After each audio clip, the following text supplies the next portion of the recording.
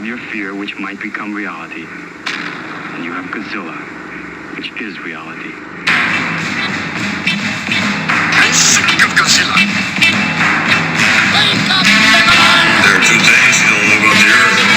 One is me, and the other is Godzilla. We're safe enough. No human being can understand that. The monsters on Monster Island can understand it. Whether he returns or not, or is never again seen by human eyes, the things he has taught us remain.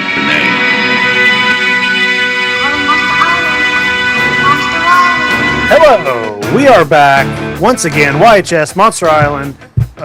Joining me as always, Jay Key. Jay, how you doing, man? Good. Welcome to 2026. Happy New Year. Yeah. Wait, is this is not our first show since It is. Oh, Right. I think the last show we did was the top 10 list. It was the top 10. Yeah. How many things off your top 10 have you bought yet? Less than you. Less than you now. Zero for me, man. Zero for me. All right, I won't spoil it, but I did buy one thing off my top 10 list. Not here yet. I don't even think it's shipped yet, but I did order one thing. I had to. Yeah, we're talking about The Last Dinosaur tonight. Kind of excited to talk about it. I was excited to see it because its legacy is large, and so is its sofubi, but I had never seen it. So that's surprising to me. Not necessarily even from the Japanese film Kaiju standpoint, but just as such a dinosaur fanatic, you would think, It had always eluded me somehow. I just had never seen it. It's like I knew of it, I knew of it. I knew it existed. And I could tell you right away that, that's the T-Rex from The Last Dinosaur. But I just never watched it. I've never seen it. So I was excited to knock it out. Isn't it funny how there's films like that, not just in these genres, but where it's it's either a famous film or one that everybody's seen and just you just don't get around to watch it, and one thing leads to another, and it's 20, 30 years later, I've never seen this. Or like we talked about in year one of this podcast of I'd never seen Cloverfield. Same thing. I was like, I was like, I haven't seen it yet. I get obscure movies. I get weird movies. We can't watch them all. I mean, you do a pretty damn good job of, I've seen your letterbox of watching every movie. But I mean, there's the people that are like, oh, I love every movie. They can tell you the assistant key grip's cousin's goldfish's name, but then they're like, oh yeah, I've watched all these, but I haven't seen, The Godfather or Citizen Kane or Rocky or whatever it might be, or Jaws. It's how? How if it just not accidentally happened? Jay, I don't know if I should tell you this. Uh-oh. I've never seen any of the Godfather movies. Interesting. I'm trying to think because I knowing the films that you like and don't like, I'm curious to see your reactions on 1 and 2. Godfather 3 is bad. That's what I hear. Yeah. It's bad. There was a time in my life a while back, a couple years ago, where I was like, hey, you know what? I think I'm ready to do these Godfather movies. Yeah. And I was like, I'm going to watch the trailer first. Mm-hmm. And I watched the trailer, and the trailer talked me out of it. I was like, God, this looks boring. I was like, this looks so boring to me.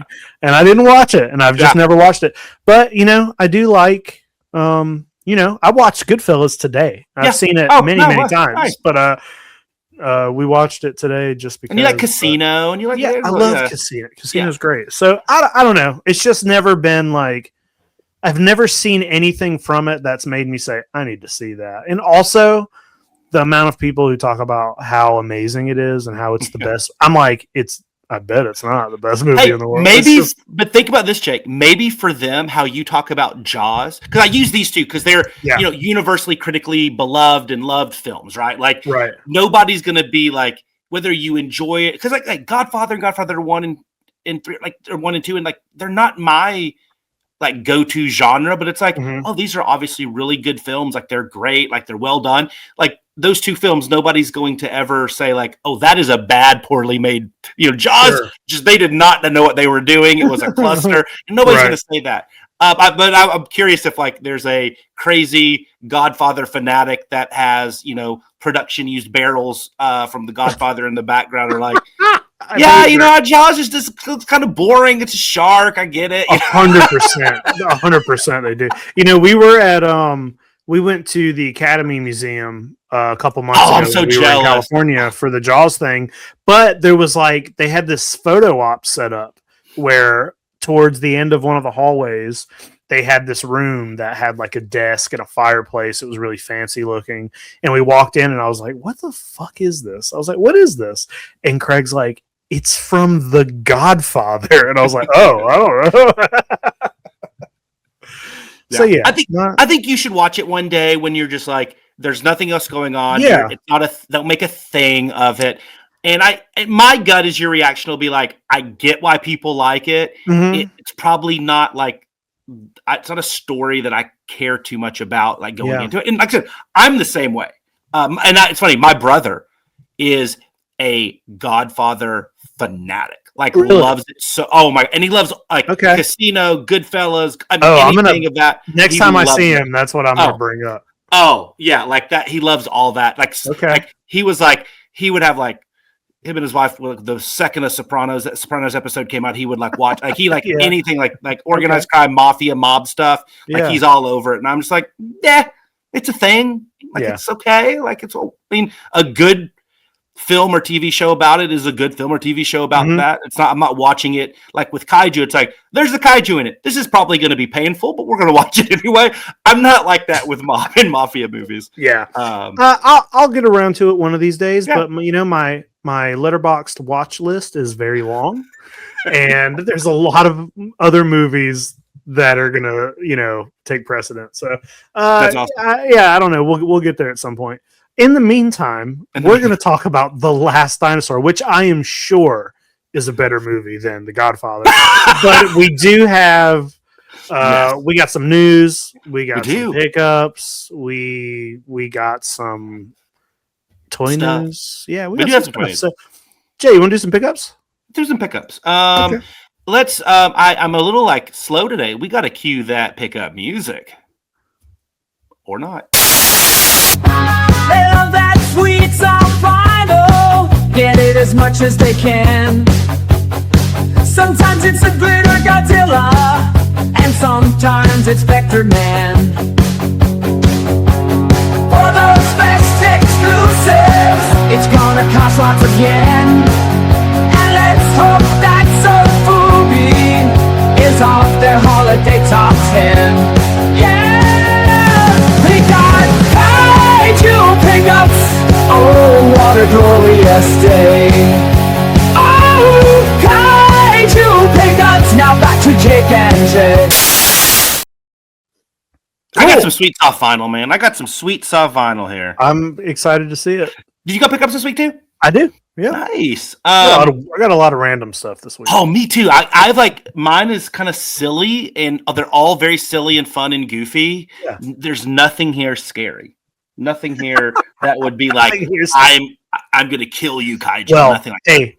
I have something scary. Mine's very. I've got very huggable toys tonight. Okay. Cool.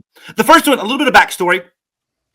For those that follow us on social media, they might have saw that for the holidays, a little bit after New Year's, myself and our good buddy Ryan Wilhelm, everybody's favorite kaiju collector, Ryan Wilhelm, Chaz Foreman of Chaz Bro Toys and Kaiju Go, and he's been on the show a few times, as well as Ryan Hartzell, who's kind of the mastermind, the brainchild behind Leviathan Collectibles here in Dallas Fort Worth, and just a good dude. I always say you and him, the similarities are creepy on far as what you guys from yokai to weird, obscure horror VHS tapes. Y'all's collections are eerily similar. I saw your pictures. I saw all four of you were sharing the photos of you all hanging out, and I was so I was sitting there with Jess. I'm Jess, they're all hanging out together. All we did was talk about it was perfect. All we did was talk shit on people. It was all we talked about toys and movies and the normal stuff that you would do. But and it was Chaz's idea to do all of this. But one cool thing that he added was let's do a blind sofubi swap. Kind of a little holiday Secret Santa type thing. So we did that. It was cool. Everybody had like a price limit, and really cool stuff was thrown about. So I was so excited about what I got, and I think it was Ryan Hartzell was his Secret Santa. Okay. From Sun Guts. So right there, I got this really cool Baragon. And and I have a ton of Sun Guts, and this is actually one of the sculpts I don't have. So and that's a good Baragon. Oh, it's one of the best Baragons. Yeah, it really is. I think that they might do the best Baragon sculpt. I love this colorway because I don't have this colorway in any of my other Sun Guts, and as you know, they reuse a lot of the same ones. So like if you want to get all the kaiju in one certain colorway, you can if you want to mix and match. So I think he'll look really good next to my Anguirus and my Gorosaurus and my Minya and Mothra Larva and all the other Sun Gut stuff. So I was really stoked. I mean, there was in the sofubi swap we're talking, there was a Zamella from Marumon, like a full 350 Marasan, 350 Marumon. Bullmark Red King. There was I forgot, it was a marmot from one of the creatures. I don't know their names, from Johnny Sacco. It was like it looked like a Dogura type space squid monster. Okay. Very cool stuff. But because he's the nicest human being in the world, Chaz also got us little weird little toys for all of us that kind of fit what we like. And he got me in classic Chaz style because he loves everything Pachi and bootleg. This little fake bootleg Gilala Keshi figure. Oh, look at that little guy. That's amazing. I love it. It was so awesome. That's awesome, dude. Yeah. Okay, so the next two things I got, both like Marmot pieces that I've always wanted. They were not, I wouldn't say they were like top tier on the top 10 wish list, but they were like pieces I've always liked and admired. And it's like, hey, I'll grab that one day. And I saw them both online from the same seller for like a really, really reasonable price. And I'm like, it's never going to be any cheaper than this. Yeah. And so, I knew the guy actually buys stuff from Tokyo Toy Town. His name's Frank. He's a great guy. And so I was able to snag these two from him. So both from Marmot, two different lines. First from Parababy, I got the Parababy Marmot Shobajin. Ooh, those are nice. Yeah, I love these. I love the Parababy line. Love the scale. But equally as huggable, from the Monster Heaven line, you're going to love this one. I got Minya. Yeah. I just never had this Marmot Minion. It's so good. It's such a good sculpt. It's so just dumb. I love it. Love it so good. Yeah, a lot of cute, you're right. A lot of cute stuff so far. Oh, and those are the ugly kids. Let's talk about the real kids. Okay, so I have one, which I would say is like the actual bigger purchase. And once again, all of this stuff was bought months ago, but this was a lottery I won. And then I want to go because I have to open the rest, and so I'll do a little unboxing. They're all from the same maker, so we'll just do a rapid fire on that. Okay. But for this one is the one I know you will like, and because this is one of your favorite toy makers. You have a lot of this stuff. This is my first piece from them, and that is from China. I know his anglicized kind of making a joke on how he pronounced it. Name is like Jump Young Meow. That's like how he writes it, but it's what's his name, Zhu Young Mao or something. Something like that. Yeah. Anyway, he does awesome stuff. But I got the lottery for the Guitar Monster, and comes with the guitar pick. But more importantly, look at this guy. It's huge. Way bigger than I thought. Yeah. We take the guitar off here so you can fit. Look at this amazing guitar. Wow. Like this is straight out of like Denver, the Last Dinosaur. Yeah. And look at this guy. Hey, there he is. Hello. Hey, look at the little guy on top. Look at that. There's a little fire breath on top. Wow. This thing is awesome. Like this is your 4 inch Baragon. And so look, I mean, he's huge, like 9.5, 10 inches tall. But I love this. That's amazing. Piece. Yeah. So cool. So I love their sculpts are really great. One of the best. And their quality. Oh my gosh. I know you've talked about from the pieces that you've got, like the quality is off the charts. And I love their header cards. Like, look at this. The art is beautiful. And there's a little Kamen Rider rocker. Yes. Yeah, I'm just like, when I got it, I'm like, this, I was like, this means something. This is important. Yeah. Okay. So the next stuff I got to open these. These are all from a Hong Kong maker called Best Before. And I think I've shown some images of these off in the news. And they have the Tsuburaya license, but they do some fun stuff with it. And there's two lines that I particularly like. There's one with the designs are done by like Club Babo.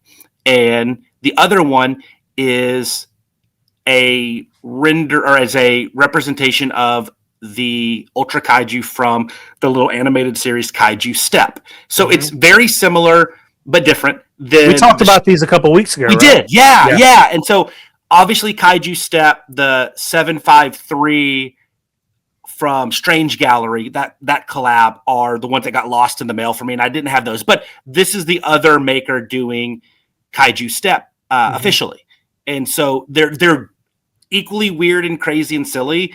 They're more true to what they look like on the show than 753. Both are awesome. 753 was on my top 10 list, so like I want to go for those. But this will hold me over until I find those. So let me open these up. I got 3 of these. Let's start off strong here. All the headers are similar, but they have the Kaiju is a little bit different. So here's the fun little header, Kaiju Step. Yes. And of course, first up is my boy, Canagon. Oh my God. Look at this guy. I mean, Jess needs one of these. That's a perfect toy. Yeah, it's pretty darn close. It's so toy. Good. Yeah. I love it. That show, can't understand a word of it. Don't even think they have a subtitled version on YouTube, but like it makes me so happy. I watch it, I'm like, oh, that's so awesome. One of my favorites on that show, and I think this is a really, really, really, really, really, really cool interpretation of him, is Alien Dada. And so look at this little Alien Dada. Look at this guy. he's amazing. And he's so nice on the show. It's so funny. Oh, man. Look at this guy. I mean, like, give me a hug. And then saving the best for last, the star of the show. Mm-hmm. And just ripped the header card. We'll be reselling that header card. Our boy, everybody's favorite. Turn his hands under the way. There he is. There's my boy Pigmon. Just look at that. Look at that. Look at that. That's amazing. These are great toys. These are great toys. Those look so good together. Yeah. I know Ryan Wilhelm picks them up as well. So he was talking to me about it the other day about how much he loved them. I was like, he got them like in the mail before me, and I was like, yeah, no doubt. Okay, so that's the Kaiju Step line. Okay. Now let's do a little the Club Babo line, and these come in these nice little boxes like this. Little box. Very cool. And let me open up the first one here. And this is from Ultra 7, one of the main baddies. Look at this. King Joe. Look at that. Love this one. So there's no articulation. These are just one mold. Yeah. Yeah, very cool. Love that. Yeah, it's cool. I like this a lot. Really good plastic. Now, these guys, you're going to love these guys. I love the personality in these versus the Kaiju Step ones. Oh, this one is Garamon, and he just looks annoyed. He looks annoyed. I love that one so much. Roll Garamon. Look at this. These are so good. I know. Yeah, these were like $50, $40. Wow. This is, I'll say my favorite one for last. Just the sculpt is makes me so happy. But this is, maybe my favorite kaiju of all time. Definitely the most powerful kaiju of all time. And that, of course, is my boy Muska. Look at this little guy. Look at him. The heart. Oh my God. I mean, huggability, dude. Huggability. His head does turn. So he has some articulation. Okay. So does the Garamon. Garamon does too, yeah. Yeah. Okay. This is my favorite one. Oh my gosh.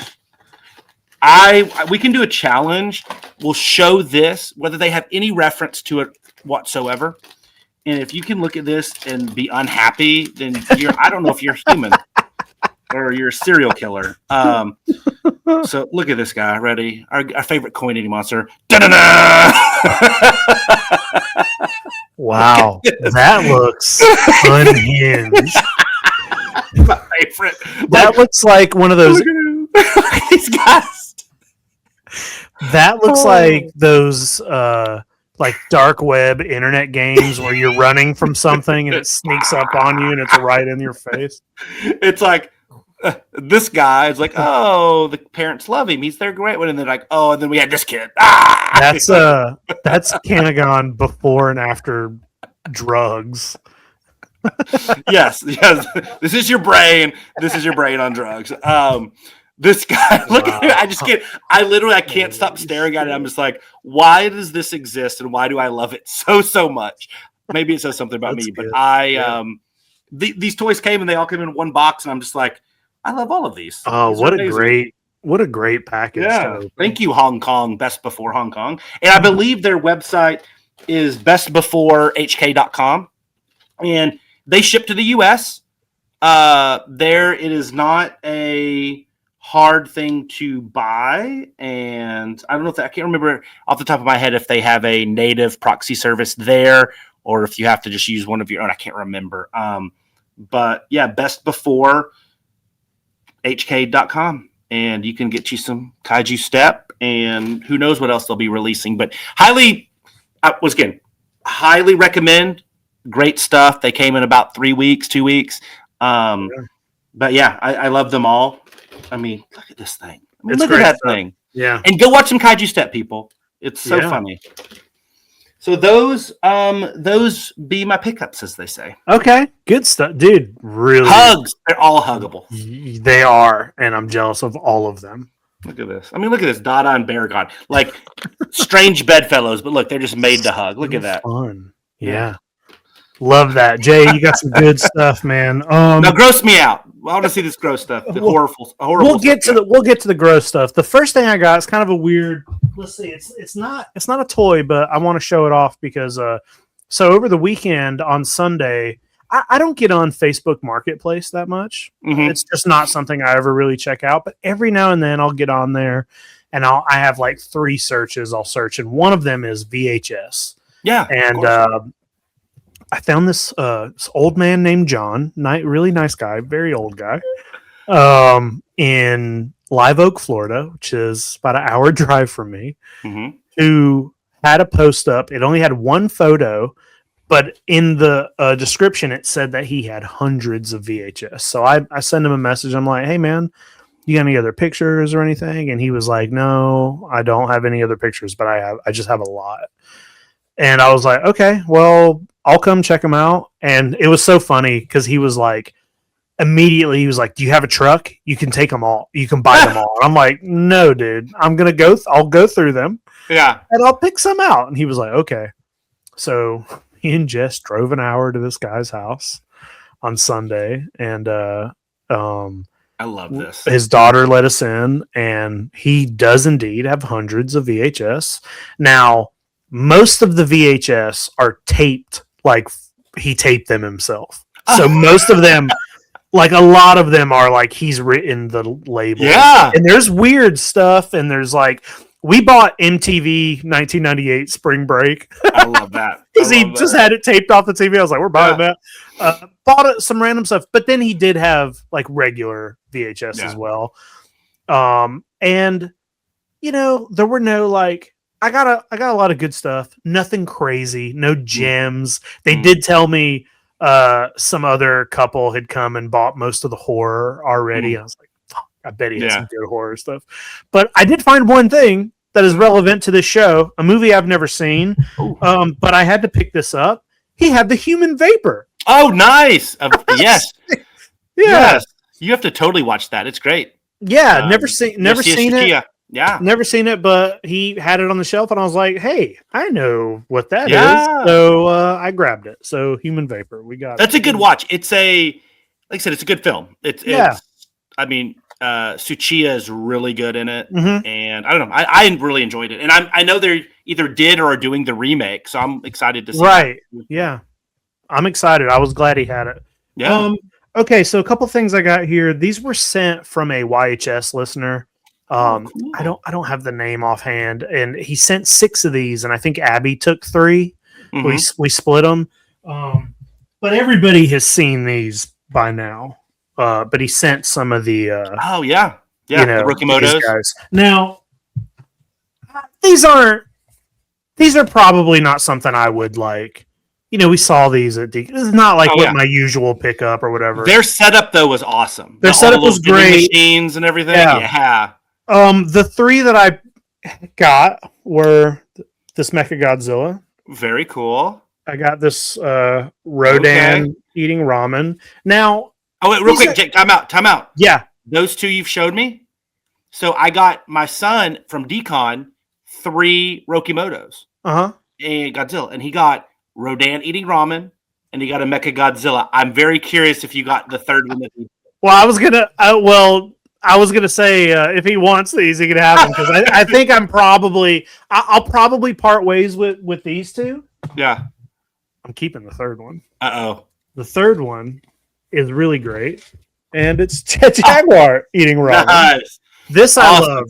This one I love. These aren't like quite my thing. They're pretty close. They're not something, but I appreciate. I might actually just give them to Abby or see what ones Abby got. Maybe we trade. But the Jet Jaguar will stay. Like this one, I really do like. The other thing I like about these that I didn't know is they come with patches. Did you know that? Yes. Yeah.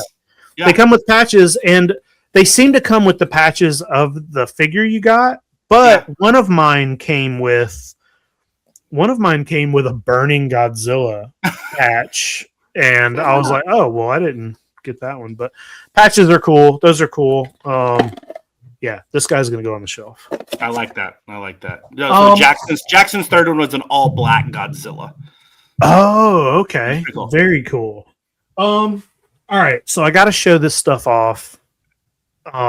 We got a package. YHS got a package from Middle of Beyond. Oh, nice.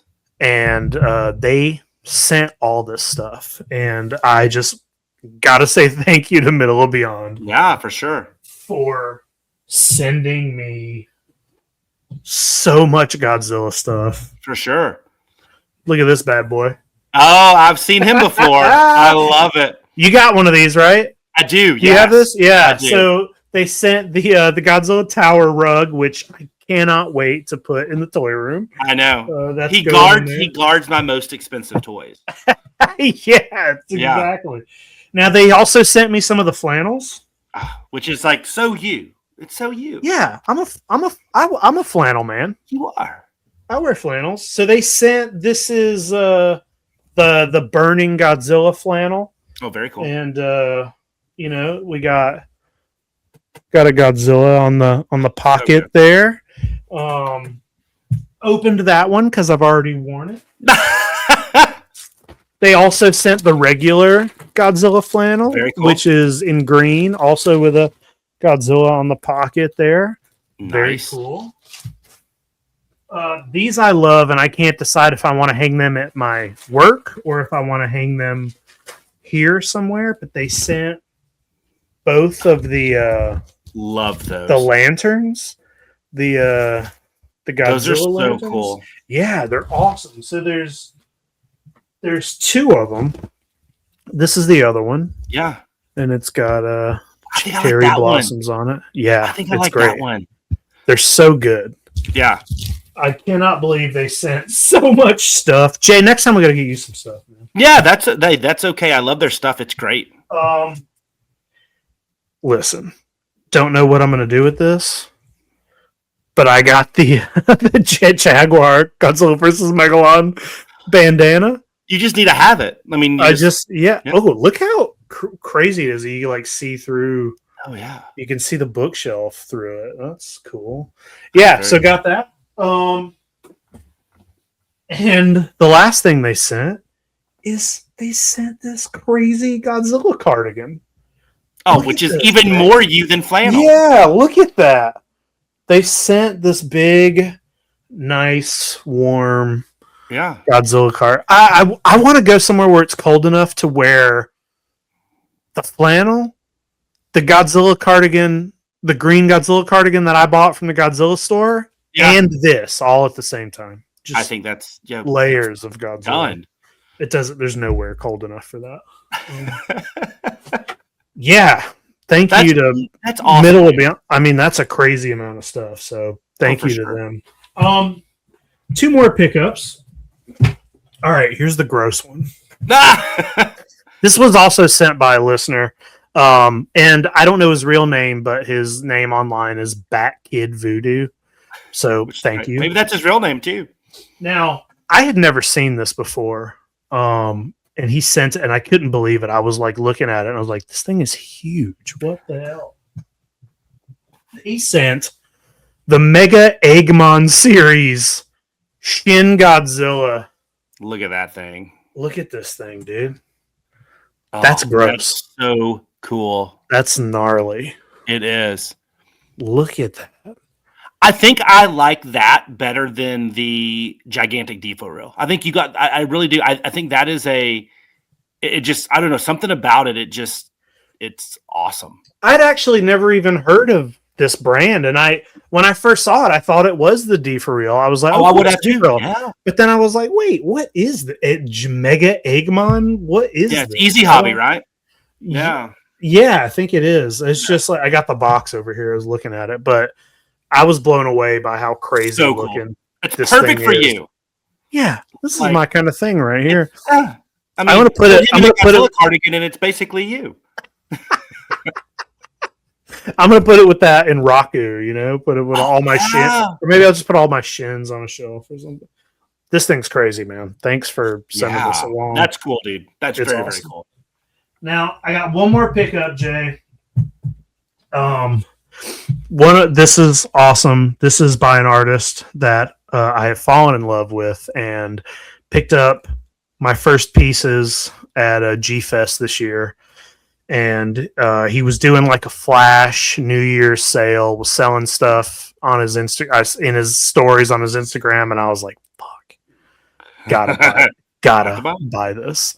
This guy, Dominic Navarra. Yeah. Woo!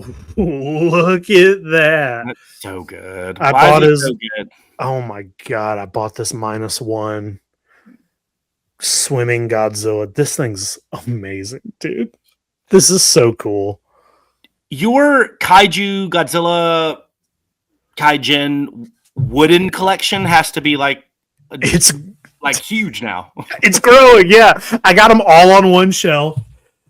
Man, he almost really got me, man. When he messaged me about this, I bought this from him, and then he offered me that big Space Godzilla. He's selling that big Space Godzilla too, the big one. Wow. I didn't know that. And I was like, oh, I want that. I was like, I want it, but no, I can't. Yeah. But man, this thing's great. And I remember he posted this. I think this was like in an art show or something, or he posted this on his Instagram a little while back, and I was like, oh, I'd love to have that. So it all worked out. He posted it for sale, and I jumped on it. So that's a perfect piece. No, he very happy with this. Yeah, that might be one of the best interpretations of that scene done. I love it. I mean, it's just look how cute that is. Yeah, I hope he's across from us at G-Fest again this year. He is going to be at G-Fest. When he sent this, it had a little note and it said, "See you at G-Fest," and I was like, "Yes!" I love it. I will be ready for you. Yeah. Oh yeah. I can't wait. Those are my pickups, Jay. That's what I got. That's it's a lot of good stuff, man. We covered it all. We got some blind boxes. We got some apparel. A little bit of everything. Yeah, VHS. VHS. A rug. Yeah, we're good to go. Homewares, home goods. It's amazing. Yeah. Yeah. So cool. Good pickups. I'm hoping by the next show, one of my top 10 items is here. I don't know. It's coming from a land far away, but we'll see. I don't think we've heard the top 10 wish list alert in a while, so it'll be refreshing sound to hear. Yeah, it's been a bit. We'll see. Well, you want to do some news? It's the Monster Island news for you. It's everything about kaiju from that Monster Island crew. There are others that do it and they're okay to choose, but there's only one super trusted, amazingly handsome Monster Island crew. Can you believe it? Doing that to the Monsterverse. You missed another on Raku lottery, that's the worst. You didn't hear about all those exclusives, no, you're not cursed. You just need another source for news and you'll find out first. Oh yeah, the Monster Island news. For you, it's everything about Kaiju from that Monster Island crew. We got some news for you. And we actually have some non-toy news. Oh. One of it will be like, yeah, guys, we've known about this forever. But this actually came out like moments after we recorded our show, our top 10 list. And so we haven't got a chance to talk about it. Not that it means much, but let's talk a little Godzilla media news here. Mm-hmm. And hey, Minus Zero got that June 1st release date for Japan. Yeah. That's like, guys, it's like soon. 6 months, yeah. We're going to see Minus Zero in like 6 months. Like, what the Isn't heck? that crazy? We won't, but somebody will. Should we go? Hey, yeah. Should we go? Should we go back to Japan to learn the Japanese language? Yeah. No, dude, I'm just gonna have my Google Translate the whole time, just translating it as it goes. Watching the movie through my phone. And have the speaker on. Oh, they'll love that in Japan. That'll be totally respectful, right? But I don't. It's not like I don't. It's not that I don't care about Minus Zero. It's not that I'm not excited for it, but I think this hit me a little hard. Like, oh wow, it's coming. But also, I guess unlike some other projects, I know this is going to be good, so I don't have that like worry and concern. And it's like I'm very excited to see it. I don't know. I know it's going to be good. So. Yeah. It's just a matter of time now, and we're going to see it. And what do you think? Do you think like December-ish for the U.S. release, or do you think it'll be? Yeah, I was looking it up because we were doing an episode on YHS for like most 5 films we're looking forward to in 2026, and I was trying to make sure this was going to be released in America, and everybody's guessing maybe November, December. So love it. Which sucks because it's like. I hate the thought that there's going to be a movie out for 6 months. Yeah. That's just out and people are watching it and we're not going to be able to see it. Yeah. I know. But I'm excited. And, I was a little less excited on a sequel to Minus One. But like you said, it's going to be cool. It's going to be good. I hope we have a second. I hope he's fighting another monster. I hope there's weird shit. I'm excited. Yeah. And I hope that and I know they will, but I hope they do something like even more out of left field, different, unique, have us look at the film, the franchise, the property in a little bit different light. And that could be a lot of, I know the common narrative around the first one. Oh, wow, it's even non-Godzilla people like it. It's a real movie, all that stuff. And that's a different debate. I know we talked about that when the movie first came out, but I think you've said it better than anybody. All the new iterations and interpretations of Godzilla, whether it's Singular Point or basically since Shin, like that's what we're craving. We're craving to take the franchise and do something different with it. Yeah. And I know that they have the people and talent to do it. I'm just excited to see what that is. What's the twist that they put on the film to make it like, oh wow, that's really cool. So I'm excited about it. Yeah, same. But hey, that's not the only bit of news that came out about the Godzilla universe and franchise, but this one a little bit different. We got to go to the small screen, and we have to go to Legacy of Monsters. So they are announcing a spinoff to Monarch Legacy of Monsters, spinoff of a spinoff. And I will tell you, I'm excited about this one because I think it is an amazing kind of hook to be that they're going. White Russell's going to do his era of Lee Shaw, and that in between time during the Cold War that the Soviet Union is trying to unleash a crazy, ridiculous Titan to try to turn the tides of the Cold War. I think that's a great storyline. I think it's wonderful. And I also we're going to get a new Titan. Hopefully it's something just crazy and off the wall. And I love White Russell's interpretation of Lee Shaw. I like it a lot. So I think this will be a kind of a cool film. I do think it'll be Kaiju will be a plot point, but it won't be a Kaiju series. But I think it's going to be great. I'm actually excited about this. Yeah, me too. I liked Monarch Legacy of Monsters. The only thing that's weird to me here is that they're calling it a spinoff. It's the same character. It is the same character. It's just Monarch Legacy of Monsters. I mean, season 2. Like, it's almost like a different adventure. It's weird to call it a spinoff when it's just the same character that is in the main show. But sure. I guess they're saying that in the season 1 and maybe in season 2 of Monarch, it's more of an ensemble cast. Sure. This one will be focused entirely on, like, he's the Frasier of the group, and he's his own show. He's going off to do Frasier. Okay. But I just think it's kind of neat. Like, we've seen Kaiju in so many different things, but like to have it be like a secret Soviet plot.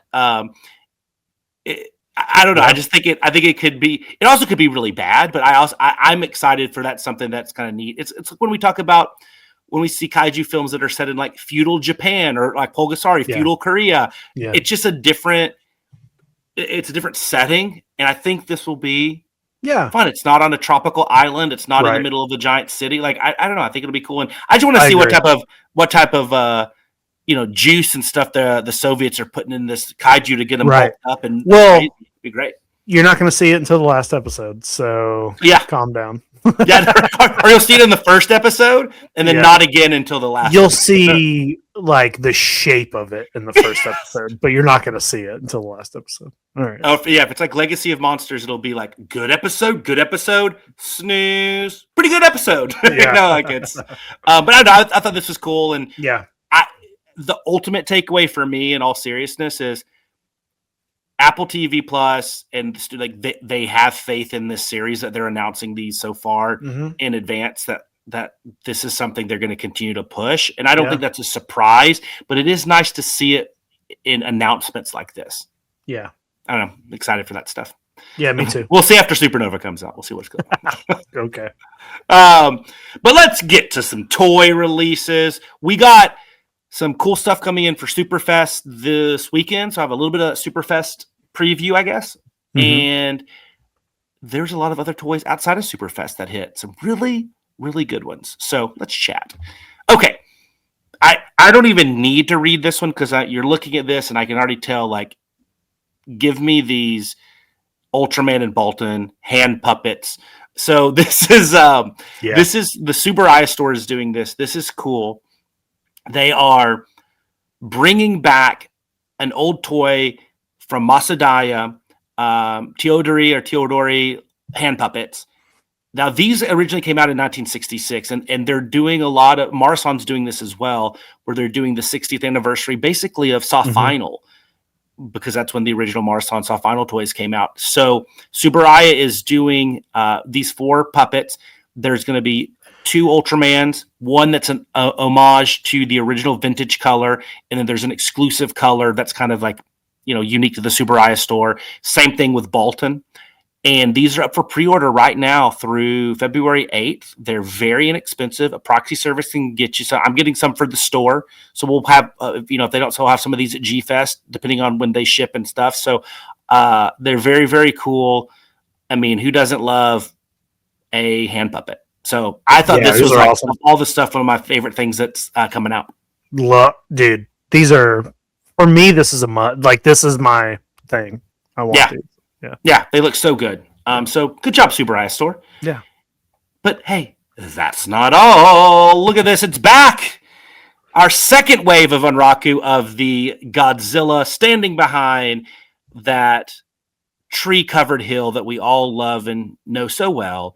The Dr. Yamane Explanation Materials version, the second colorway. So now instead of that puke diarrhea color that some people were a little bit, they were a little off-putting to some. We have this now very grayscale, very gray, everything gray, black and white TV, Godzilla version, second colorway. And this is up right now on the Metacom blog. So go put your name in. You probably won't win the lottery. I'm still like, for the last 3 years, but it's up there now. It's your one chance to get this thing at $117 plus shipping international before it turns into $400. So do this. It's supposed to come out in May, and in Raku term, that means December.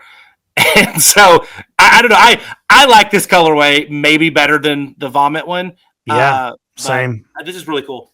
Yeah, I might have to try to get this one, even if it won't, even if it doesn't happen, because I didn't get the first one, and yeah, me neither. Those Rakus, man, they're killer. They are, and this is cool. And I think this colorway is going to be pretty popular. That's just my thought. Yeah, but that's not all, Jake. So I had to mention this one because I was so happy about my Alien Wild, the little gray Amakuma one where he had Nurse in the back. But this is Shima X's interpretation of this. This is a Hashimoto Toys in-store only exclusive. So it's clear pink vinyl. It looks ridiculous, just like that costume does. I don't know. Like maybe I start collecting Alien Wild, like just every interpretation. It seems like, I know. Like you want I got one. I know, right? Good episode, Vulture 7. But I love this guy. Yeah, he's kind of a middle size, 7.5 inches, like not quite standard size, so it's a little bit unusual. But Shima X does such good stuff. Their Gargantuas, like Chef's Kiss.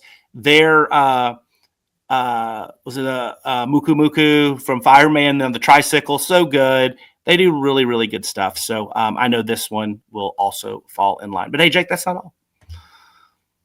Wow. Look, Bullmark's been killing it. They've been killing it. They're, like I said, whoever is in charge of their license and their releases, especially the ones at the Gallery of Hakuba, they've been doing some really cool stuff. And they're doing these that are up for, they'll be up for pre-order on January 13th. They're all 3 popular kaiju from Return of Ultraman. I love these because they are fun, affordable, small, cool shape. I love Beacon. Beacon's one of my favorite of that kaiju from that series. Kingstron is amazing. The Zanika is really, really, really, really bright pink and cool. I could see this looking really good on a shelf together in a little Return of Ultraman set. All of these Hakuba Gallery exclusives. I don't know. I think they're doing a great job. Yeah, these guys are very cool. I mean, all 3 of these are such fun toys. They are. And they are. And they are that old classic Bullmark, especially the Beacon in the middle. I mean, oh my gosh, it just looks like it's out of the 70s. Very cool stuff there. So good job, Bullmark. Good job, Gallery of Hakuba. Good job, Aliens. Okay, so this one is sold out. I originally had it on there and it was already sold out, so I didn't want to take the slide out because we got to mention all the cool stuff Lestang does. And his partnership with M78 Toys has been nothing short of amazing. So many cool toys. The Black King, the Gyros, and then, of course, this Ultraman. You know, I like that it was still true to the original, but you can still tell it's a Lestang, and it's very, very cool. This was a Gallery of Hakuba exclusive. It did sell out, but I wish I could have got this for $200. Yeah, it's awesome. For $200 now. It's never happening. But I mean, it's a standard size sofubi, and it's just his style. I don't know. They do a great way of capturing that. So I did want to mention it because who are we if we don't mention one of these really cool things, even if it's sold out? But hey, that's not all. Let's do some quick hitters before we get into some of the Superfest reveals.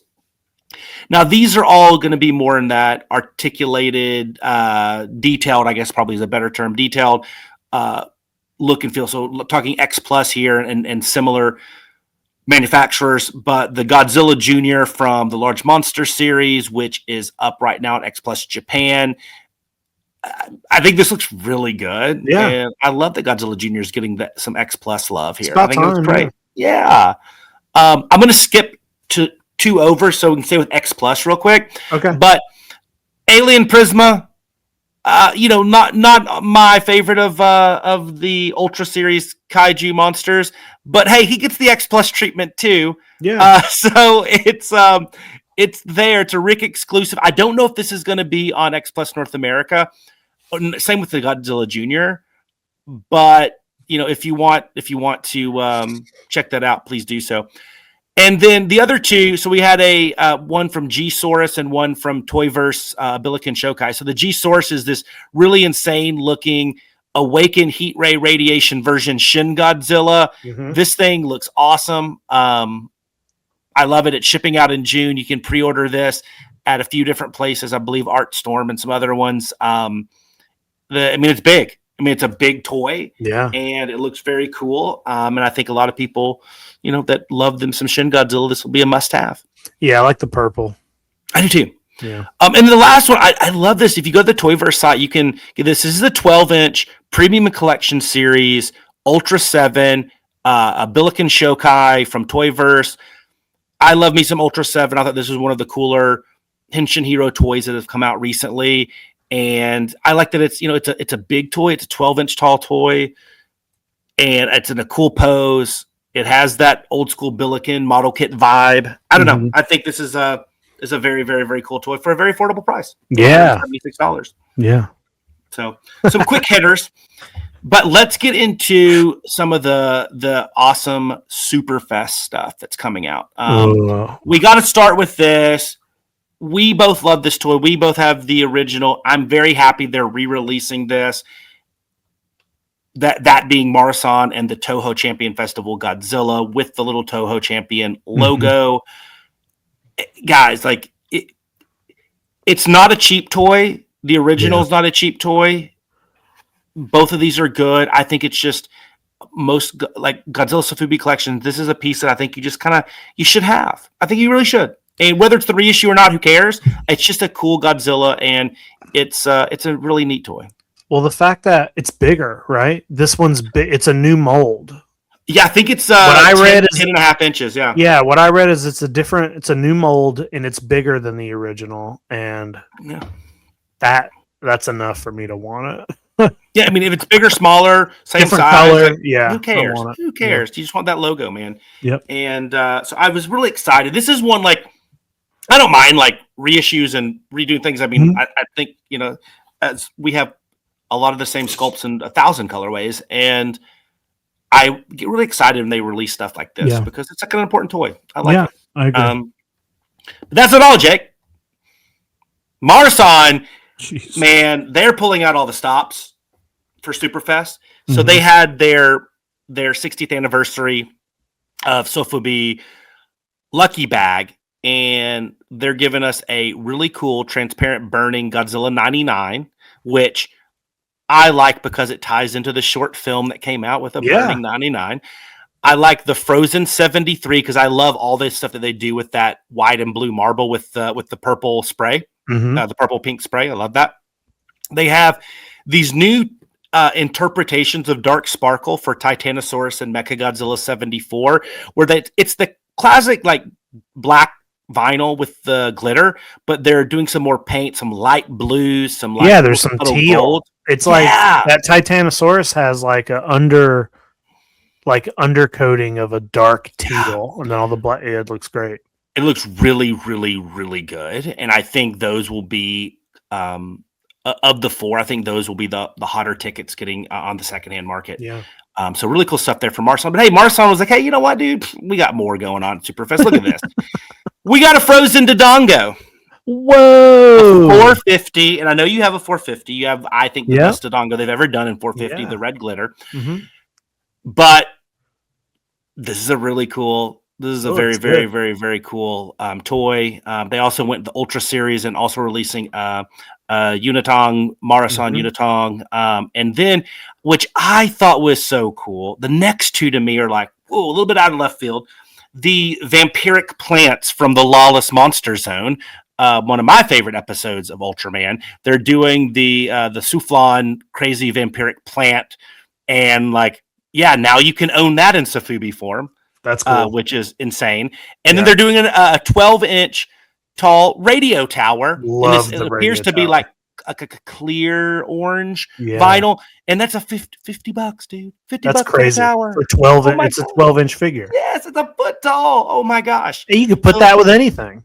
I know. Oh man, and I like it because even though it's a little bit different, you could put it with a lot of the older vintage ones that look like they should be holding a tower, like the Bullmark Giant Godzilla does, or like the Shirahama toys do. So Marasan just mixing it up, really good on the Lucky Bag. Love the Champion Festival, and then these are just wacky. And when you have a Dodongo, I mean that has to be. Come on, dude. Come on. Every day is a Dodongo over here. That's a shirt. Another day, another Dodongo. Another day, another Dodongo. Yes. Do we have more stuff? Is that the last one? Oh yeah, we got some stuff. Now you sent me this. I totally forgot I was gonna go add in the image with the mask removed. I totally forgot. Yeah. But Kaiju 1 is doing a Lion Maru Kaiketsu 13-inch tall. He's a big one. Yeah. With a removable mask. So it's gonna be it's proportionally it's like a lot of the Kaiju 1 toys that they do. But this one has the removable mask. I absolutely adore this. Like, I think I'm a big Kaiju 1 fan. I have a lot of their non-Kaiju stuff as well. And this is just phenomenal. All right, nothing else to say. I love the stylization of this one. When I saw this, I literally like gasped when I saw it. I was like, "Oh my god, this is it!" It's just this is such a handsome boy. You know, very much so. Yeah, this is great. Very much so. And I believe that is it. Yeah. So I'd end on Lion Maru. But a lot of, think about it. You have the hand puppet. You have the Champion Festival reissue. You have the 13-inch Lion Maru with the removable mask. You have a 450 Dodongo. It is a crazy. With the Unraku Dr. Yamane explanation materials version Mark II. There's a lot of stuff that came out over the last couple of weeks. It's pretty crazy. You know what they say. I don't know if you ever heard this. This speech before, but SDDD. Same Dodongo, different day. So a lot of I would say. Yeah, a lot of crazy good stuff, and I'd seen that. I'd seen a couple of those pop up on Instagram, and man, the Champion Fest Godzilla and the Lion Maru are like must-haves. I think those are good toys. Yeah.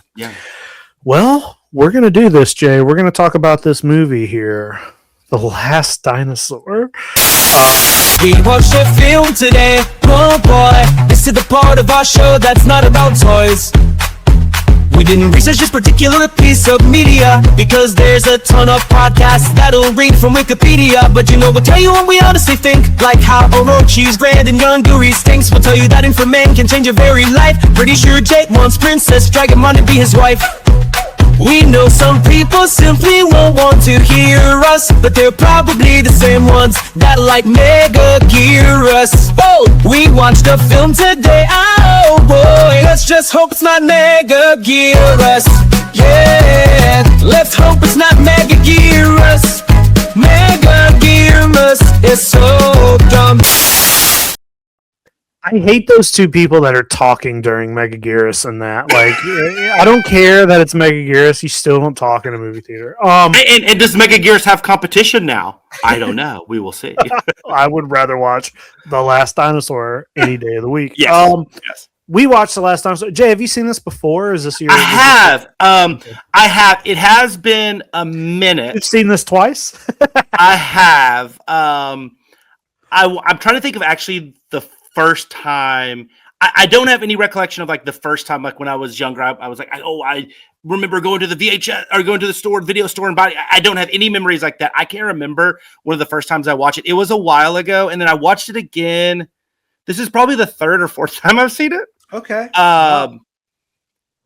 And it gets progressively worse. I'll tell you that. No, it's been a while. I probably would say I think probably the last time I saw it was probably during a typical like COVID day, binge where you're just watching everything. That's probably the last time I saw it. So it's been a while. Sure. Yeah. Well, this was my first time watching it, and like we were saying earlier, it's one of those ones that I've been aware of, just never got around to watching. I'm really glad to finally have seen it, and I know you I'm very excited because I know you have like 5 facts or something. 10. 10. Oh, back to 10. No Hoshi 35 anymore. Before we do that, though, I guess we should just say what we think of this movie. I don't know. What do you've seen this multiple times, so you must love it. I have no excuse. It's hard to talk about this movie and not start off with just the insanity that is Richard Boone and his character. He's awful. He's so drunk.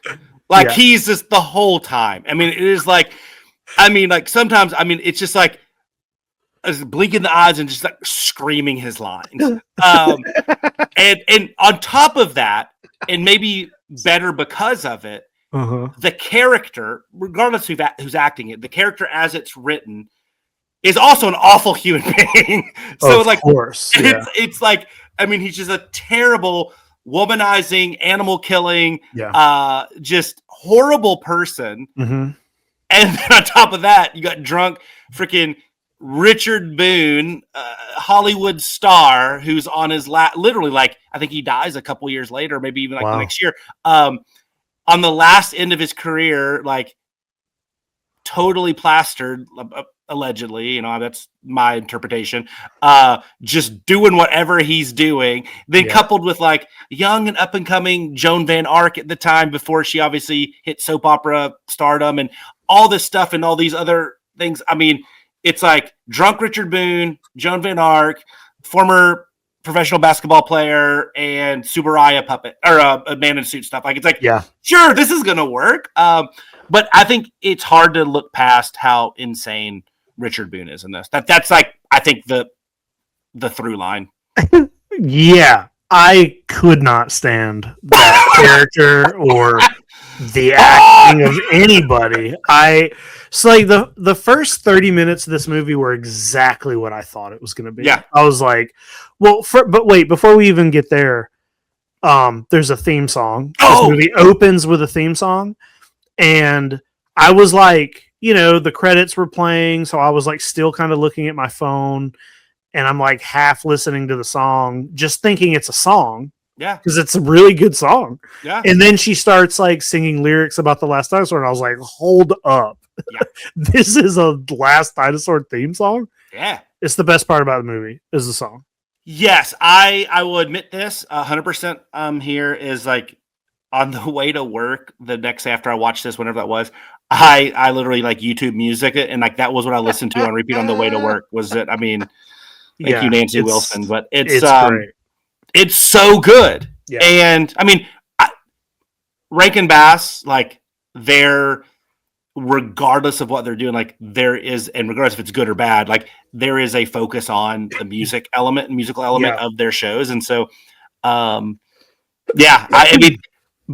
to me, yes, the first thing you should talk about is the amazing song. But then when you get into the actual movie, I agree. The first part, like it kind of like, it's predictable a little bit, like you kind of know what you're getting into. Yeah, well, first of all, it's basically like The Land That Time Forgot or The Lost World. It's like they're in a new world and there's dinosaurs. Like it's the same as all those movies, but just like based on everything you've ever heard or seen, it's like, oh, this is going to be so hard to watch. And the first 30 minutes are really hard to watch. And I was just like, I hate everybody. These are all the actors are bad. I was like, everybody's bad. I just can't stand it. But I have to say something. There's something very funny that happens. Sorry. There's this really funny part before the T-Rex shows up where some other dinosaur shows up. Yeah. And the main guy, or the drunk guy, is like, he says something like, oh, it's some sort of ceratopsian. Yeah. But then they show it, and it is not. Yeah. It's like, it looks like a hippopotamus. Well, isn't it? No, I don't know this because like my knowledge of like Cenozoic era prehistoric beast is not as strong as dinosaurs. But the one that they call like the ceratopsian, to me it looks like one of those, like not a Brontotherium or whatever, but like it looks almost more like it would be in that world that it would have something that would have lived after the dinosaurs. Yeah, like a Brontotherium or one of those. Like that's the one I can only. I thought it was just a completely made up thing. I don't know if it's. Oh, I think it probably was. Yeah, but what's crazy? But then what's even funnier about that is an hour later there's a Triceratops, and I'm like, wait, why did it lives in the mountain? Why didn't they just use the Triceratops? Yeah. Or why didn't they say something? Why call it a Ceratopsian when it's not, and then have a Ceratopsian in the movie? Yeah. I thought that was so stupid. It was so dumb. I'm trying to find out if they ever if there's somewhere that says what it's trying supposed to to be. Because I could have sworn and every time I type in Last Dinosaur, it just shows Denver the Last Dinosaur, so that's amazing. Well, you know how a lot of those old dinosaur movies, they just made up creatures, or they glued horns to a Komodo dragon. Yeah, or a now monitor, and it's it's like that. It's just some weird amalgamation. They said it is supposed to be a Uintatherium, which is a Cenozoic mammal. It looks more like it. It's for those at home, Uintatherium. Uintatherium. It looks more like it. I won't say it looks exactly like it, but it looks more like it. Right. Okay. Also, let's talk about there's a Triceratops. So until he kills him, he's not really the last dinosaur. I mean, there might. And I mean, there's probably all sorts of dinosaurs because they don't see much of the land. They don't travel far, and there's pterosaurs everywhere. So there's flying reptiles. Probably, I was gonna say there's probably more dinosaurs. I have to say something though about this Tyrannosaurus. Yes. So the Tyrannosaurus shows up 30 minutes into the movie, and they have a little battle with it. They have a run in, and then it goes away. Something strange happens at this point in the movie, Jay. Okay. I wrote about this in my Letterboxd review. Oh, no, I haven't read. Yeah, I try to stay off the Letterboxd because I don't want to get ruined about it. So 30 minutes into this movie, the T-Rex shows up. The famous Tyrannosaurus from The Last Dinosaur. And they have a run-in with it. They're scared, it almost kills them. It almost they have a showdown with it. But then when the Tyrannosaur leaves them, it becomes the point of view of the Tyrannosaur. We leave the main characters and we follow the Tyrannosaur because he goes down into the polar bear, right? Well, it's crazy because there's a whole after that whole thing. There is a 10 to 15 minutes of the movie that is point of view of the T-Rex, even to the point where you're seeing through his vision. And I'm like, whoa! I'm like, we have completely switched perspectives, and now the Tyrannosaur is the main character here, and you quickly learn that the Tyrannosaur is probably the smartest character in this movie because you follow him and he sneaks up on the guy who stayed at the camp. Literally sneaks up. He's in the trees watching the guy play with mushrooms. And this is where we get the POV vision of the Tyrannosaur. Right, and I'm in my head, I'm like, what is happening? This movie has completely switched gears. And then he waits for the right time and he kills that guy. Yeah. And then the T-Rex goes into the water, and then there's these all of a sudden there are these really beautifully framed shots of the trees and the tree line, and it's the water, and then way in the background is the Tyrannosaur kind of wading through the water. And I'm like, why did this get artistic all of a sudden? Yeah. And then the Tyrannosaur goes and finds their vehicle. The polar bear. Yeah. And he hides it. Yeah. And I'm like, wait, the Tyrannosaur is smart. It's not just a big dumb animal. We're following it. He's the main character now. He gets it out of the water and takes it and takes it to the to his little den. He gets it out of the water and he slings it, and he's hiding it from them. And I'm just like, what the fuck is that? I was like, hey, this is now my favorite character in the movie. And now, because the movie should have been his life. Well, it should have, because at this point I was like, everybody else in this movie sucks. All the acting's bad. They're bad people. They just want to kill the they come here to explore, and they just want to kill the dinosaurs for no or reason. sleep their way to a story. So I was like, well, hold up. Well, now I'm on the Tyrannosaur side because you've shown me that he's a thinking, smart creature, and he wants the same thing I want, to kill all these fucking stupid people. But then the movie switches back to everybody. You get like 15 minutes, and then it switches back. Yeah. And then it never happens again. Like you never get that. He shows up a couple times and he fights the Triceratops, and clearly he's in the movie more. But by the time that it got to the end of the movie, I was like, if they kill this fucking dinosaur, I'm gonna be so mad. And they try, and they try in the weirdest, dumbest ways possible. Yeah. But it felt so weird to me because I wasn't expecting that to happen. Yeah. And it did, and it completely put me in a different mindset, and it made the rest of the movie way easier for me to watch. Yeah. But I was like a little annoyed that it only gave you that 10 minutes and it never goes back. Yeah, that's the highlight of the film. I mean, but it's probably the best part. Yeah, 100%. And I mean, I also like the mountain dwelling Triceratops and his battle. That was also pretty great. Giant Triceratops. Oh my gosh, biggest Triceratops ever existed. I mean, you gotta have two people riding in that thing, man. I think some of it is weird. Like the Frankie character, the lady that's the journalist and everything. She's hard to like. At best, whiny. At worst, just a manipulative. Just kind of horrible person. Yeah. The guy, the Chuck Wade character, also annoying, like just complain and whiny as well. Bunta's the only one that actually I can relate to because he has no lines. Poor guy.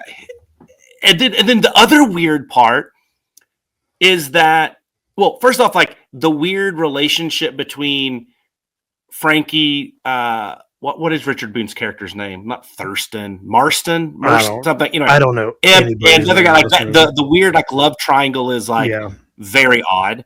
And then but the other weird part is like the primitive humanoids, right? Yeah. And then they have the one that like follows them, and they start teaching her. That goes nowhere. Yeah, she's just left. I mean, as silly as it was, I wish they would have been like, "We'll take her with her. We'll save her." No, we don't care. Right. Like, she just walks around with the bag the whole time. Useless. Like makes no sense. Yeah. But I have to say the one part post the T-Rex focused time, I actually love the ending that it's kind of open-ended and they just leave him there and he's going to get eaten. Yeah. I mean, he's not, that guy, his health isn't good anyway. So. I like the ending too, but I was like, wait, why is he staying? I was like, why? What is he what the fuck does he think he's gonna do? He's like, he's gotta stay. You think you're gonna stay and fight a Tyrannosaurus Rex on your own? What is happening? Because Jake, the movie it turns out he's the last dinosaur. Oh my god. There you go. I'm gonna put that in my letterbox review. You should. He sucks. I wish he would have died. No, it's much more fun in your head to think about how they would have got him. But I just feel bad for the young girl because like he's gonna treat her poorly. The primitive and like maybe like that's probably why he stayed. Yeah, probably so. He probably stayed. Yeah. But anyway, it was it's very bad. The movie, it's very bad. But I do love the T-Rex. And I love some of the costumes and I love some of the absurdity, but it does get a little tough. And I will say, if you go into it knowing just how insane Richard Boone plays this, and he just takes up every scene he's in and how just crazy it is, like it does help. Yeah, for sure. I mean, the movie's not great, but I was really surprised by the fact that they actually gave the dinosaur kind of like a personality. Yeah. And I was just expecting it to be this really stupid flopping around. And he is kind of flopping around most of the time. But you do get on the side of the dinosaur, and he also has got a Godzilla roar. So I would watch this again before watching other movies we've watched for this show. Oh yeah, 100%.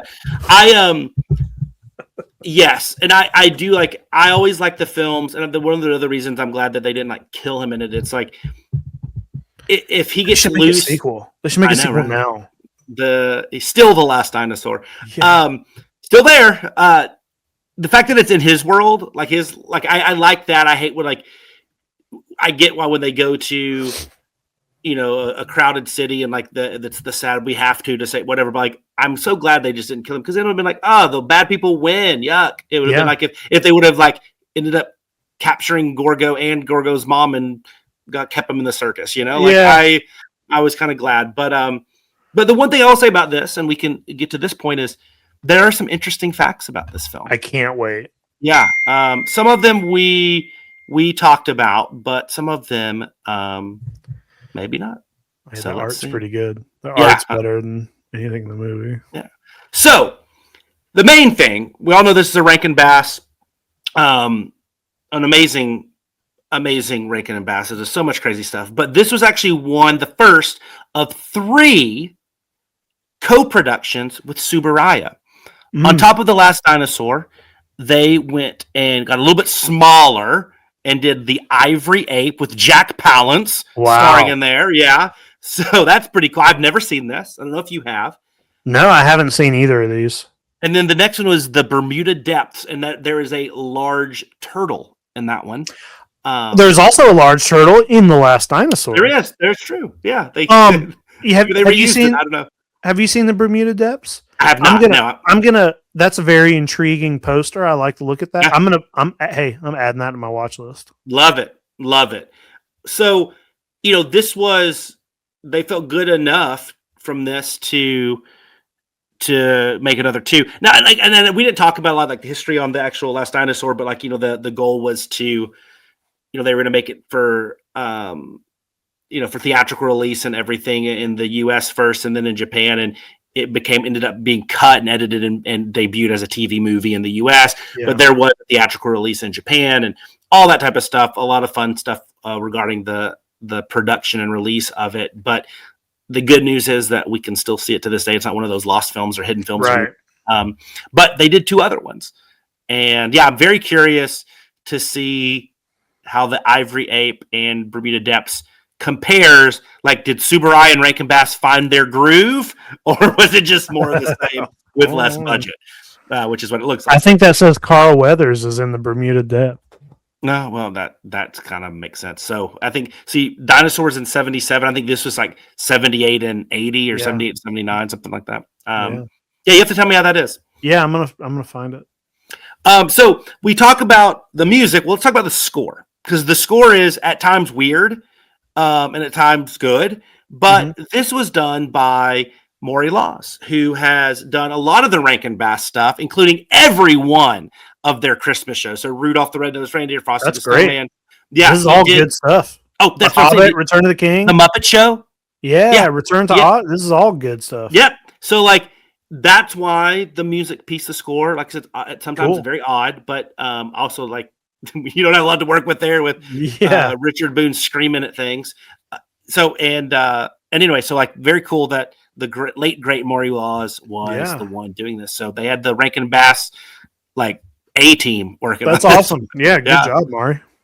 Okay, so Bunta, Luther Rackley, former Xavier Musketeer, in their Athletics Hall of Fame. He also had a nice little 6-year career in the NBA as well as the ABA, which was a professional league back in the day. So he spent time with the Knicks and the Sixers and the Cavaliers and all that good stuff.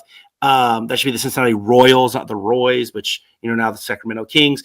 But obviously, I don't think we're surprised to learn that he was a basketball player, right? Yeah. But he also was in another great movie from this era. He was in The Fish That Saved Pittsburgh, which is a great basketball film of that era. I love it. It's a good one to watch. But so we had a legitimate athletic star, was part of the Screen Actors Guild, did a lot of commercials, and went on to have a pretty successful business career. So Bunta, more than just a loyal follower of crazy ass Marston. So that's amazing. I wish they would have gave him some lines. I know, right? Yeah. But anyway. Cool. Oh, sorry. Oh, going around. Oh, let's go back to 7. Okay, so we talked about Dr. Kawamoto getting killed by the T-Rex in that. So this is like, it took me a second. I had to look up some of the films he's in, and then you see him, you absolutely recognize him. So he is Tetsu Nakamura. He actually has some other names that he used with Nakamura. That he was like a regular character actor in Toho back in like the classic era. He was in Mothra and the Human Vapor. Which you can see that. So he was like one of the henchmen for in Mothra. What was the guy's name? Oh my gosh, I can't remember his name. The main bad guy. But anyway, he was one of the bad guys. And I remember him. He was the dad, the professor in Latitude Zero. They got abducted by the crazy Batman. Yeah. He was in Space Amoeba, Atragon, a lot of this stuff. So Tetsu Nakamura, The Last Dinosaur was by no means his only dabble in the world of the suit actor filmed movie. So very cool stuff here. It's crazy because he played the only human character I liked, and he's the only human character that dies. I know, right? I was like, what the fuck? Well, I guess Boone technically dies. Well, like, but off screen. I like how happy he is when he's like picking those mushrooms. I do too. And I know a lot of stuff I read about him was he got a lot of the roles on some of these co-productions because he actually spoke really good English, and so he didn't have to have a dub or anything on that. That's awesome. Yeah. Okay, number 6. So you're right. The Tyrannosaurus roar was a Godzilla roar mixed with that of Toho's Kong, specifically. I think from Kong Escapes, but I think they probably were very similar. Yeah. So they mixed those two together. So if you think about it, with that lineage, those two parents, The Last Dinosaur is kind of like a big deal. It's pretty cool. Yeah. I mean, that roar is kind of like the greatest of all time. Yeah. I mean, it's unmistakable, or at least the first half. That's Godzilla. I didn't catch the Kong part, but I mean, you can't hear that Godzilla roar and not know it. So, and Tsuburaya had all those sound bites, and so you see a lot of, even in Ultraman and Ultra Q, you'll hear it's everywhere. All of them. Yeah. That's awesome. So number 5, and we touched a little bit about this, but the great song that is 3-time Grammy-winning jazz singer, the legendary Nancy Wilson, that is singing that. So not only did they spend the time to write a song about The Last Dinosaur for this film, they got somebody with some vocal chops to do it, which adds to it. I love the jazzy tones. Yeah, me too. It is a very good song. Yeah. It is. It's kind of crazy. It is. It almost like doesn't fit. Yeah. Okay. So let's talk about our boy Richard Boone. We joke about him. I mean, this is a longtime star on his last legs. I mean, he just looks like he's about to die. Like, I mean, it's bad. But the great Richard Boone. I mean, this is a man that, Have Gun Will Travel. I mean, we nominated for numerous Emmys for that. That's iconic, like, character. His westerns he was in a ton of westerns, but like I said, Have Gun Will Travel was kind of the one that I know. But then, he went on, as a lot of those folks do, and hosted his own show, The Richard Boone Show, which won a Golden Globe. Like, the acting credentials are there. Obviously, his voice got him into the business, and then he was able to really fit in with that western, with that weathered kind of look and everything, which, when he got older, just leather skin. Just more prominent, right? Did work with, John Wayne and everything, but Rankin Bass knew there was something there. They might not have saw it in The Last Dinosaur, but he also was the voice of Smaug in their version awesome. of Hobbit. Yeah, which is which is better than the live action Hobbits. Oh yeah, that's not a huge bar, but yes, I actually like the Rankin Bass ones. I do too. But we joke about it because, like I said, he's at the last end of his career here, but he's in a lot of movies and he has a lot of iconic characters, and he is just a crazy bastard by the end of it. That's awesome. Okay, so the next 3 kind of go together. Actually the last 2, but this one I think is one of the most fun because you just watched this recently. Yeah. The cut of Dinosaur Great War Eisenborg when they do when they patch the 4 together, like Attack of the Super Monsters or something like that. Yeah, I think that's it. Attack of the Super Monsters. So that great Tyrannus or Aruru in the original one, or in the Japanese one, that's the T-Rex suit from this film. So yeah, he went on to like bigger and better things. Yeah, good for him. I'm glad he found his voice, literally. I know, right? And fire, and he added fire. Yeah. And he led the dinosaur army. So really cool stuff. One of the few toys that you have of this sculpt is like technically from Eisenborg. It's like the Bandai. And then they had the M1 Last Dinosaur. And of course, our buddies over at Seismic did the Kickstarter that got funded for their more movie accurate X Plus style rendition, which that sculpt, they killed it. So very cool stuff there. But like I said, they did not waste this suit. It went on and became I'm so glad primary villain. Yeah, it should. Okay, the next two are fascinating to me. That in this film, probably not surprising, but fascinating. So the front half of the Triceratops. I don't know who played the back half. Who knows? They might not have. They might not want to know who it. They let them use their name anymore. But was Tatsumi Nakamoto, who was Titanosaurus. Like Titanosaurus played the front half of the Triceratops. Like, how amazing is that? That is amazing. I mean, but here's the crazy thing: the Terror of Mechagodzilla tie-in doesn't end there. Oh, because Toru Kawai played the T-Rex. He played Godzilla. He's one of the few guys that have done Godzilla in Terror of Mechagodzilla. And also, and this is the one that like it's been a little bit debated. So Gamera Super Monster, it's almost 99% stock footage, right? Yeah. And then they have the new scenes of the new Gamera where it's just the static turtle like flying over the buildings in some scenes, which wasn't a suit actor, as a model. And then there are some scenes like I don't even know if it's measured in seconds or minutes or whatever, of like you see the feet and stuff. And that's a new suit. Apparently they did build a new suit for it. And there was never officially listed who played the suit, but it's come out that it's Toru Kawai. Once again, I don't know. Like I said, there's been debate on it, but let's assume that that's true. The multiple sources that say that. He would be the only person that has technically played Godzilla and Gamera. That's wild. And the Last Dinosaur. I love that the fun fact number one is more of a Gamera fact than right? Yeah, and a Godzilla. No, this is fascinating. Yeah. Yeah. I mean, and I didn't even put anything about Joan Van Ark and all of her soap opera digest awards or whatever they called it. Watch your programs, watch your shows in the afternoon. I can't remember which one she's from. It's not Dallas. Is she Knots Landing Dynasty? I don't know. But anyway, it is a weird movie with a lot of familiar faces on both sides of the world, and all, put together, grouped together around this amazing man in suit and this amazing dinosaur costume. Yeah, I definitely think it's worth watching, even though it's not great. The dinosaur stuff's fun. It's got some fun moments, and I'm glad we did. I'm glad to finally mark this one off the list. Yeah. I was happy to do. I was excited to do it. I literally took a day off work this week, and I was like, I went to bed the night before knowing I can't wait to wake up in the morning and just put this on. And that's what I did. I woke up, didn't even get out of my bed. Woke up and I said, did Jess watch it with you? She watched part of it. Okay, yeah. Okay. She didn't. She can only handle so much. Yeah, she was like, "What?" But she's like, "The song is good."